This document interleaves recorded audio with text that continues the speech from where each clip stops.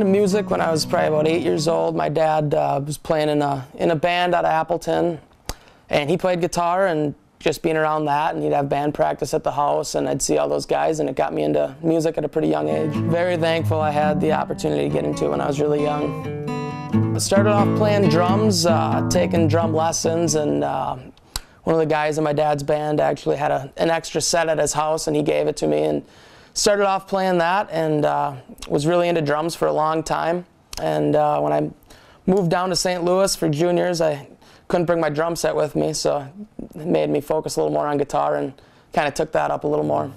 Never took lessons. My dad basically taught me. He taught me the basic, chords and kind of progressions and stuff along that way, and some different scales. And from there, I got really into it and just kind of watching different YouTube videos, watching videos of Jerry Garcia and just different songs, and picked stuff up along the way. Probably my favorite band is the Eick brothers.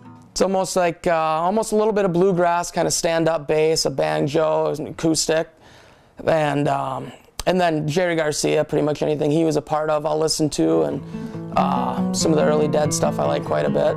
None of the other guys in the locker room really care for any of the stuff I have interest in. They're more about the techno and some of the newer pop kind of stuff, and don't really voice my opinion because I'm a little bit outnumbered. You can relax, take your mind off everything. Helps me put off my homework a lot when I don't feel like doing that. It'll always be a part of my future. I don't know as far as a career line or anything. I think it'll be more of just as kind of a fun thing to do. Maybe in the future meet a few guys who can play and jam with them a little bit. I'd have to have Jerry Garcia on guitar. Probably throw Stevie Ray Vaughan in there too. Probably Shannon Hoon singing from Blind Melon. He's got a pretty unique voice.